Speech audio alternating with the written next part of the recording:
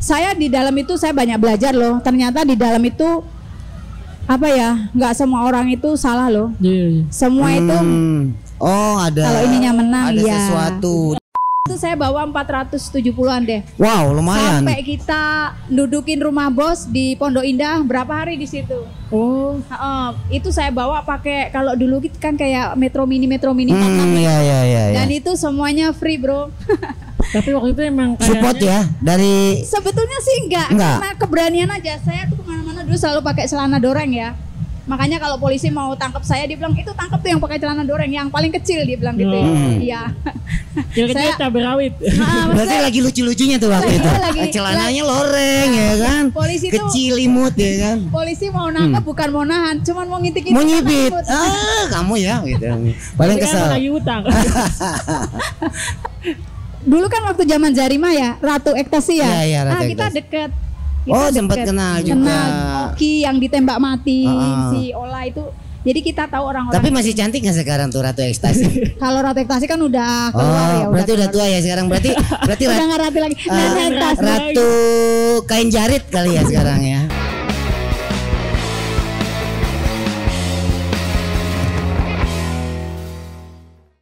Nah, apalagi di Berdesi Podcast kali ini kita punya hal yang menarik nih yang kita bahas.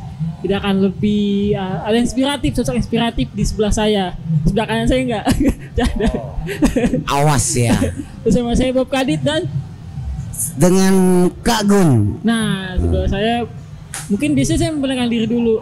Teman saya memperkenalkan diri dulu. Boleh mungkin langsung memperkenalkan diri dulu tante. Dengan siapa namanya? Ya, sebelumnya selamat malam buat semuanya yang mendengar dan melihat. Ya, nama saya Triana ya. Saya asli Jawa, tapi udah lama di Tangerang. Itu aja ya. Nah, kenapa kita undang Tante Triana? Karena ada menarik. Sebelum kita mulai podcast saya sempat ngobrol, punya basic yang menarik, punya sisi menarik sebagai seorang aktivis ya dulunya, aktivis di dunia buruh. Nah, mungkin bisa langsung ceritakan waktu itu pengalaman di dunia buruh waktu itu seperti apa, Tante Triana mungkin? Iya boleh. Sebetulnya kalau dunia buruh sih buat saya sih menarik dan memprihatinkan ya.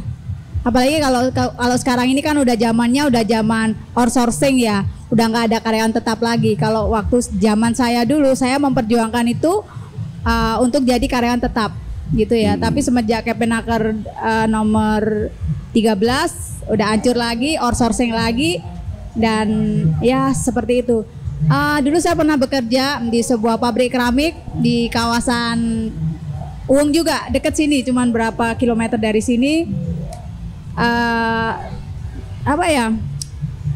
Saya untuk jenjang karir sih puji Tuhan emang dulu baik ya. Saya sempat diproduksi cuman berapa bulan, habis itu saya di mekanik saya di workshopnya, bubut, drilling, milling, scrub.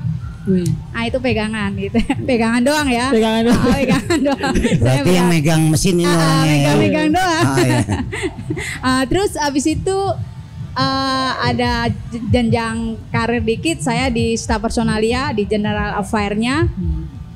Di situ saya tidak bertahan lama karena dari situ ya inilah terjadi apa ya? Kericuhan. Kericuhan lah ya kita bilang ya. Boleh tahu tahun berapa mulai Tante kerja di pabrik itu? Itu kayaknya dari 2000 deh, tahun 2000 ya. Pokoknya apa 99 akhir, pokoknya habis demo Harto itu deh. Harto lengser itu ya. Berarti gue masih TK itu. TK itu kan lo? Berarti aku di sini tua ya. Belum ada. Enggak, gue TK itu takut ketuaan maksudnya. Aku tua ya. tua. Jadi intinya begitu. Dulu itu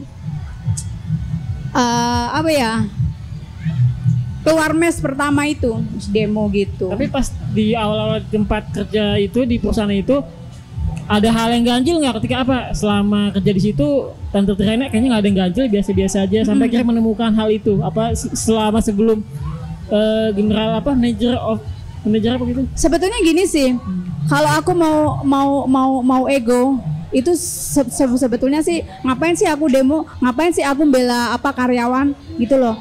aku nggak ada kepentingan apa-apa gitu loh. Cuman di sini tuh masalah hati nurani ya. Jadi gini deh, kalau aku di staf personal ya, aku kerja enak, aku bisa istirahat jam berapa aja, aku masuk bisa, pokoknya nyantai lah. Iya.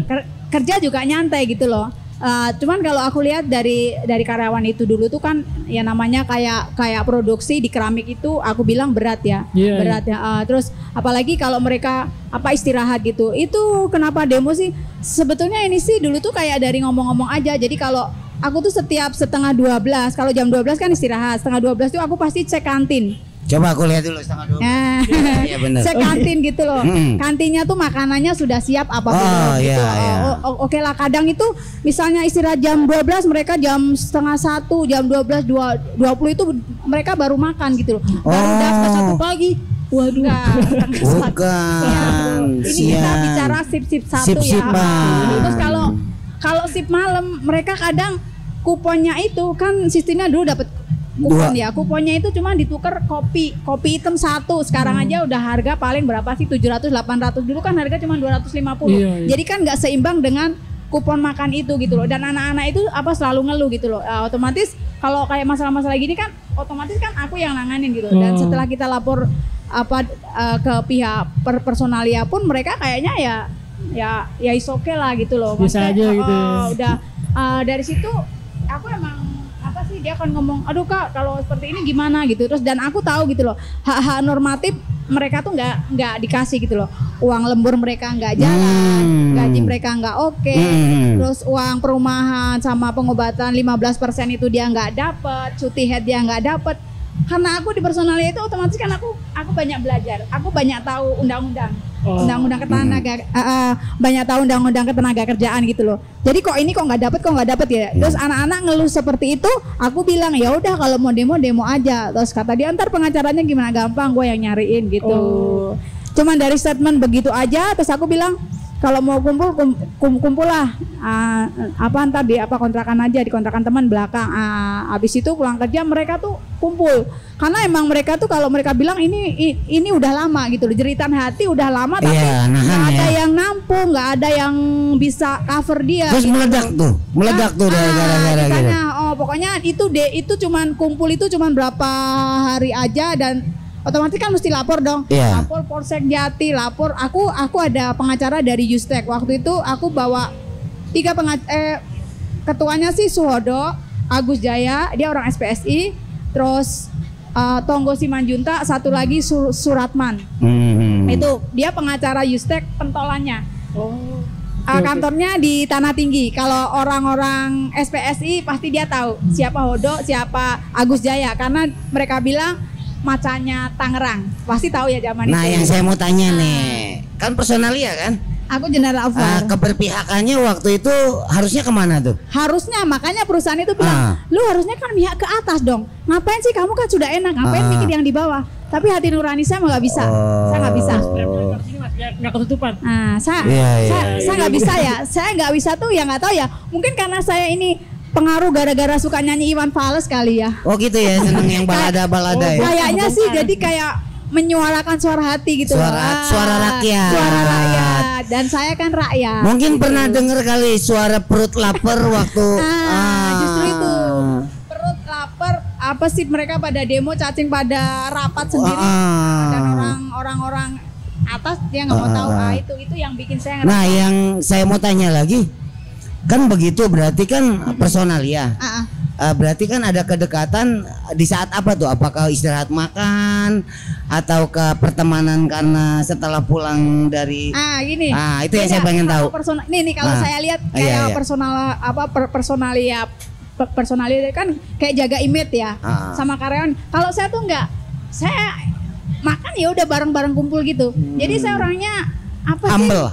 Pokoknya nggak ada batas deh, asik. Makanya kalau anak-anak mau izin apa-apa itu pasti nyarinya saya, karena saya sih ya pasti dapat gitu. Jadi apa ya? Ya karena saya pernah jadi karyawan gitu. Jadi apa yang dia rasa, apa yang dia butuhkan saya paham. Iya. Saya tahu. Berproses itu tadi. Intinya itu. Lalu mendengar seperti itu tergerak, berempati tergerak ya. hatinya. Karena iya. checklistnya itu memang nggak sesuai ya. Iya, jelas, Lemburnya jelas. kagak, kopinya bukan kopi Benar, hitam cap benar, kupu-kupu benar, ya kan? benar. Ya nggak sih? Terus uang kesehatannya dan lain sebagainya. Iya, benar. Akhirnya berinisiatif dan terjadilah perkumpulan itu di dalam waktu yang singkat juga ya, itu. dalam waktu yang singkat itu kita nggak nyampe seminggu sih kayaknya nggak nyampe, terus langsung demo. Dan demonya itu namanya demo ya, pokoknya itu kan otomatis ada yang pihak ke kita, ada yang enggak gitu loh. Jadi kalau untuk orang-orang yang tinggal di mes, sebetulnya dia mau berpihak sama kita, cuman dia kan nggak bisa keluar. Iya, iya. Jadi tetap aja tertekan, apalagi kalau masuknya situ cuman pakai KTP, dia mikir perut dong. Iya, Iya, iya. betul. Cari aman. Cari aman dong gitu loh. Jadi ya yang fight itu yang orang-orang yang bener-bener ini gitu.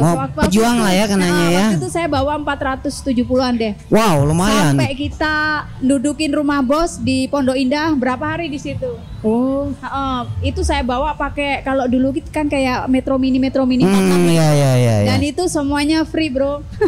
Tapi waktu itu emang Support ya dari. Sebetulnya sih enggak. Karena keberanian aja. Saya tuh kemana-mana dulu selalu pakai celana doreng ya. Makanya kalau polisi mau tangkap saya, dia bilang itu tangkap tuh yang pakai celana doreng, yang paling kecil, dia bilang gitu. Iya. Kira-kira cabai rawit. Berarti lagi lucu-lucunya tuh waktu itu. Celananya loreng ya kan. Polisi kecil imut ya kan. Polisi mau nangkap bukan mau nahan, cuman mau ngintik-ngintik. Mau nyipit. Kamu ya gitu. Paling kesel. Lagi utang. terus akhirnya bergerak tuh ke rumah bos. Gerak di rumah bos tuh kita sampai tidur di sana. Sampai orang namanya di Purindah Mall itu kan rumah-rumah benteng, rumah-rumah orang-orang Chinese kaya ya. Jadi mereka takut.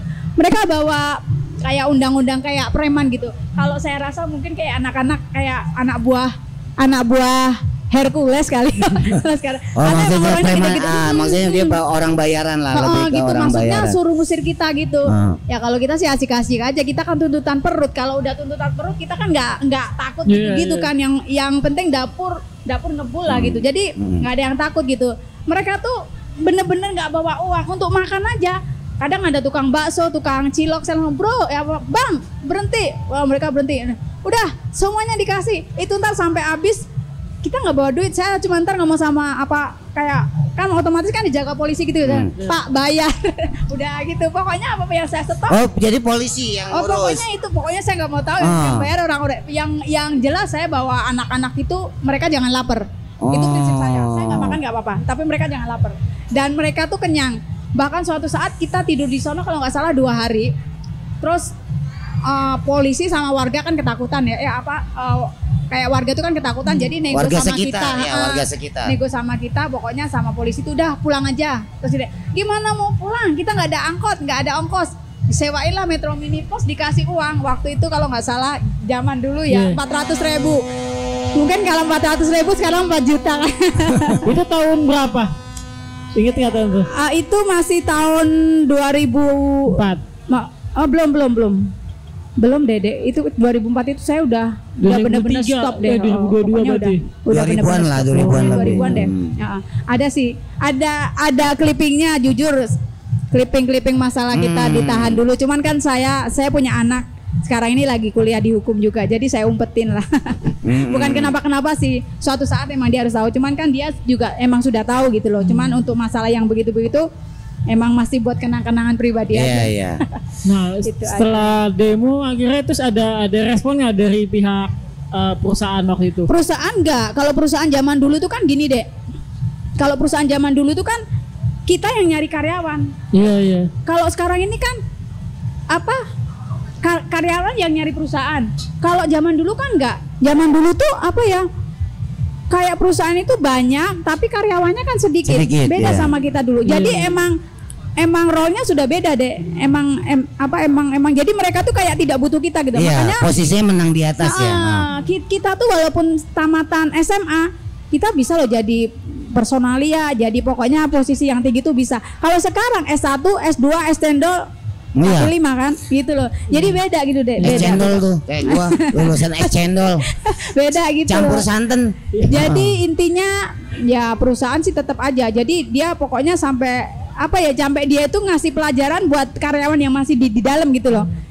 Kan gini, walaupun saya di luar demo, tapi orang-orang itu kan masih ada yang komunikasi kayak satpam segala macam. Dia pokoknya ngomong ini, Tri, kamu apa di luar demo seperti ini, dulu tuh kepala ada si Andi, anak si Ali tuh kepala personalia, si Andi tuh kepala pabrik lah. Itu maksudnya dengan adanya ini kan otomatis kan musuh lah gitu loh. Jadi mereka bilang gitu loh, pokoknya jangan berani macam-macam, kalau berani macam-macam ntar kayak Triana gitu loh. Jadi anak-anak itu takut, yang di dalam itu intinya diancam takut, gitu diancam gitu. Padahal kan kita memperjuangkan itu, kalau berhasil kan mereka juga dapat loh. Terus setelah akhirnya demo-demo itu akhirnya apa yang berefek ke Tante Triana dan karyawan? Intinya gini, karyawan otomatis kan keluar. Karyawan otomatis keluar satu. Terus karena itu kan gini juga, kalau demo itu kan ada pengacara. Pengacara itu kan memperjuangkan hak 2 PMTK itu. Iya. Plus jujur aja ya, kalau pengacara itu kan otomatis kan dia ntar dapat berapa persen dari setiap anak. Oh, berarti bukan membela yang bayar ya? Bukan itu membela yang benar atau yang bayar? Kan ya makanya saya terus nggak ikutin jejak itu sampai sekarang. Mungkin kalau saya orangnya apa ya, nggak punya hati nurani, saya mungkin sampai sekarang masih di perburuan karena emang tajir ya, tajir loh kan, karena kita bisa dapat uang klaim segala macam kan, klaim berapa tahun perusahaan itu, misalnya kayak uang apa tuh yang nggak keluar kan kita bisa klaim. Terus biasanya kalau kayak demo-demo ini kan suka dari perusahaan kasih 2 PMTK, tapi kita bilang sama karyawan 1 PMTK gitu loh. Terus dari karyawan itu mereka kan diginiin, ntar kalau demo kamu selesai kamu mesti kasih saya lah berapa gitu loh. Jadi mereka tuh dapat berkali-kali, itu yang nggak bisa saya telan deh. Itu yang saya nggak bisa telan gitu. Ada kesepakatan di belakang itu. Pasti.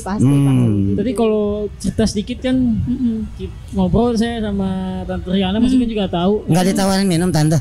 Santai. Tata, mau yang dingin apa yang biasa airnya? Santai aja. Air minum, ambil air minum. Nah, saya mau ngopi nggak Yan? Sempet di penjara. Ya. Nah, itu kenapa tuh tiba-tiba demo itu di penjara? Gini, sebetulnya ya kalau sejarah demo buruh itu kan nggak ada yang di penjara, karena itu kan memperjuangkan hak-hak normatif harusnya gitu loh. Tapi kan itu dulu tuh kan kayak permainan perusahaan gitu loh. Jadi saya tuh jadi di kick balik deh. Iya. Bukan demo buruh tapi pencemaran nama baik. Pencemaran nama baik, terus intimidasinya gini. Jadi mereka tuh ambil beberapa saksi dari orang-orang yang di dalam, kayak bikin laporan palsu. Maksudnya jadi dia bilang kalau mau kerja diancam sama kelompok Triana bla bla bla bla gitu kan, intinya jatuhnya terima kasih Bang Kempot. Jadi kan intinya kan jatuhnya jadi perbuatan tidak menyenangkan. Kena dong. Tapi kan belum ada undang-undang ITE kayak sekarang. Dulu kan belum ada kan undang-undang pencemaran nama baik. Dulu emang undang-undang ini deh, kalau undang-undang, kalau sekarang kan apa kayak ITE ya. Kalau dulu tuh cuma undang-undang pencemaran nama baik doang. Udah ada. Masih ada udah ada. Sudah ada. Buka deh Kepmenaker 13 udah ada. Itu berarti jatuhnya lewat undang-undang nama baik personal atau kan kalau nyerang secara personal kan kayaknya harusnya. Cuman masalahnya gini deh, saya kalahnya gini deh. Sebetulnya saya juga pakai pengacara, cuman ternyata pengacara aku tuh main di belakang. Nah gitu loh, jadi tanpa pengetahuan kita ya kumpul sih kita, kalau habis apa-apa tuh kumpul, cuman dia main di belakang kita gitu. Ada sampai detik ini pun saya masih kejar itu yang namanya si Ratman itu masih kejar. Kalau si Uke katanya dengar sudah mati ya udahlah saya. Udah sampai di persidangan berapa kali? Kita di persidangan itu di Depnaker itu kita udah berapa kali, kita nyampe ke ini kok MPR kok. Dulu tuh ketemu Bomar Pasaribu. Terus naik ke atas ya. Dita Indasari. Iya, pokoknya ketemu orang-orang itu. Jadi waktu itu setelah dibalikan tuntutan balik, yang kena berapa orang? Apakah cuma sebetulnya itu ada beberapa orang yang harus kena. Cuman emang kan ceritanya gini. Apa ya? Aku tuh sebetulnya waktu itu kan sudah selesai gitu ya. Maksudnya yang kena tuh ada pokoknya kalau nggak salah 12 orang deh. Cuman waktu itu saya emang ngomong sama Polsek Tangerang itu kan, udahlah Pak, saya aja, saya yang jadi tumbal, soalnya saya kan yang ketuanya. Mengorbankan diri. Saya ketuanya. Cuman saya ngomong sama anak-anak yang di luar, termasuk mantan suami dulu kan. Saya ngomong sama gini, bro, pokoknya kalian mesti solid ya. Gua berjuang demi kalian, gitu aja. Ya udah, intinya saya lah namanya perjuangan Ya, itu kan berkorban pasti ya. harus ada tumbal dong, nggak mungkin dong kalau Ya. jadi saya jadi tumbal. Tapi setelah itu, alhamdulillahnya sih katanya sih dengar anak-anak yang di dalam normatif mereka jalan loh. Oh, tuntutannya. Tuntutannya jalan gitu, tuntutannya jalan gitu. Ya, Berarti intinya ada buah yang kita dapat ya. pasti. Dan sebetulnya kalau mereka itu benar-benar mau dukung, itu nggak akan lama gitu loh, ya kan? Ini proses ini bisa jalan lama karena apa? Ada yang dukung, ada yang enggak. Oh. Mereka mungkin pengen dukung, cuma Tidak kan, satu suara. mereka pengen mungkin pengen dukung, tapi kan satu mereka tinggal di mes, jadi ruang geraknya kan tidak Iya. tidak sebebas kita yang di luar gitu loh. Terus ya mungkin masuknya pakai KTP lah segala macam ya, yang aku bilang tadi kan masalah takut perut kan Perut, gitu. ya. Jadi intinya gitu. Di beresiko Jadi bukan ke orang-orang pekerjaan ya, beresiko. gitu. Kalau aku sih dulu sih sama teman-teman itu kan kita pikir lah masih banyak pabrik gitu loh, dan kalau maksudnya tidak kerja di sini kan banyak pabrik gitu loh. Akibat terburuknya tuh ke tante. Akibat terburuknya ya saya ngandang. Wah, berapa lama itu? Saya di hotel loh. Di hotel. Hotel Prodeo. Hotel Prodeo. Tapi selimutnya nggak bisa kentut tuh ya? Selimutnya. Oh. Berapa bulan tante itu? Aku 6 bulan 2 minggu. Dibebasinya Itu ya bebasinya emang waktunya waktunya. bebas. Itu kan dari berapa tuntutan berapa terus kenanya segitu. setelah itu kapok nggak tuh? Akhirnya? Enggak juga Gimana sih. kan? Saya di dalam itu saya banyak belajar loh. Ternyata di dalam itu nggak semua orang itu salah loh. Iya. Semua itu Oh, ada. kalau ininya menang ada ya. sesuatu di balik. Iya. Semua tuh begitu. Dan Udang tahu di nggak? balik lempeyek ya, berarti ya. Dan aku dulu kan waktu zaman Zarima ya, Ratu Ekstasi ya. Iya, Ratu Kita Ekstasi. deket. Oh, sempat kenal juga. Oki yang ditembak mati, Ah. si Ola itu. Jadi kita tahu orang-orang. Tapi masih cantik nggak sekarang tuh Ratu Ekstasi? Kalau Ratu Ekstasi kan udah keluar ya. Berarti udah tua ya sekarang. Berarti Udah nggak ratu lagi. Nenek Ekstasi. Ratu kain jarit kali ya sekarang ya. Udah. Oh, jadi posisi waktu itu sudah punya keluarga atau Belum. Oh, masih sendiri. Oh, single. tapi setelah keluar itu bagaimana? Apakah masih bekerja di pabrik? Puji Tuhannya gini deh. Kalau orang bilang ya kalau udah masuk di penjara tuh backlist ya. Tapi kalau aku tuh enggak loh. Karena gini, anak-anak yang aku waktu di dalam mereka kan pada kerja dan kebetulan mereka tuh punya posisi yang karena mereka kan banyak pengalaman. Jadi dia punya posisi yang lumayan lah. Itu aku inget deh. Tapi aku nggak inget aku keluar itu tanggal berapa, bulan apa, aku nggak ingat. Cuman waktu itu pas keluar itu aku dijemput pakai taksi ya. Aku inget keluarnya kapan? Kalau nggak salah jam 5:30. Bukan setengah 12. Bukan, itu jam makan. Jangan-jangan itu supirnya ya. Saya waktu itu kemarin tukang ngepel. Saya yang di blok berapa tuh gitu. Oh gitu. Kalau ya. saya Pasti yang lupa beli kan? makan. Iya, beli Saya yang beli makan. Aduh, bener-bener saya nggak dikasih makan deh. Dari keluar saya. Nggak dikasih makan, lu berarti bohong. Bohong ya, kelihatan ya. Jadi intinya dijemput pakai Bluebird kalau nggak salah. Terus di rumah. Bluebird itu yang buat itu roti. Bluebird yang nasi goreng. Blue band itu blue band. Blue band. Dijemput terus Terus dipulangkan kemana? Dibawa ke. Aku kan udah nggak ada kontrakan ya. Aku di sini kan sebatang kara ya dulu. Jadi aku nggak mau tinggal di kontrakan anak-anak. Aku dibawa ke rumah pengacaraku. Namanya Suratman. Dia orang dari Sebatang Yustek. kara emang sudah Suratman. Iya dong. Berarti banyak ini dong surat di sana. Enggak, yang penting gini loh, si tante sebatang kara tapi nggak sebatang kere kan? Kalau kere sih iya kan? Yang penting nggak sebatang kere. Dibawalah ke pengacara tuh. Di pengacara diapain lagi tuh? Baru pertama udah langsung dimandiin air kembang ya. Emangnya Karena gue di sono nggak mandi-mandi kan? emangnya gue najis banget. Oh ini buang sial. Katanya buang sial. Buang sial tuh kan? Sialnya ke sini. Iya buang sial. Lagu sial. Hah? Lagu ya. Akhirnya dimandiin tuh. Terus habis dimandiin ya biasa lah namanya kita. Nggak didoain habis itu. Enggak lah dimandiin. Doa dong. masing-masing deh kayaknya deh. Cuman intinya dijamu lah ya. Ya kayak ketemu ratu satu malam. Ratu Kidul gitu. Ratu Kidul. Jadi terus dijamu terus gitu. Terus habis itu sih aku mulai ini deh, maksudnya ya mulai kehidupan baru lagi gitu loh. Dan ngelamar pekerjaan sih asik-asik aja sih. Masih bisa masuk pabrik? Bisa. Aku waktu itu habis itu aku di Cikupa Mas. Itu di pabrik bordir. Terus aku sempat di Kijon. Sempat juga di Indah Jaya. Jadi gini deh, kalau orang bilang kalau masuk di penjara backlist ya. Tapi buat aku enggak sih. Karena kualitas tidak bisa ditipu.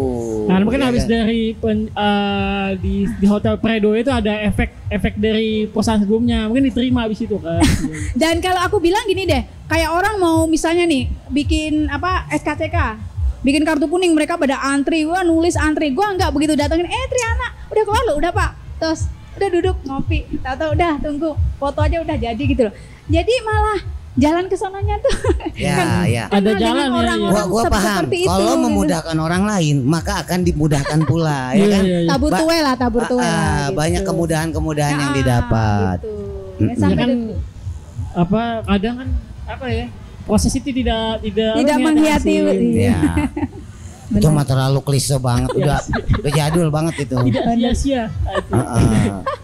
Ya intinya gini deh, apa sih kalau kita baik sama orang, Tuhan juga pasti lewat siapa aja gitu loh. Ya, pertolongan itu pasti ada. Pertolongan itu pasti ada gitu. Intinya tapi ketika melakukan misalnya mungkin membela hak karyawan atau perlawanan, sempat kepikiran nggak? Wah akhirnya maksudnya kepikiran sampai akhirnya di penjara atau emang pas diponis penjara, stres atau enggak sih.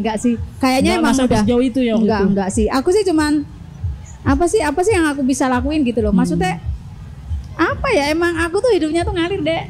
Pas pertama emang sempet kita kalau waktu masih kecil ya duel bener. Dia berdarah, saya berdarah, beneran tuh.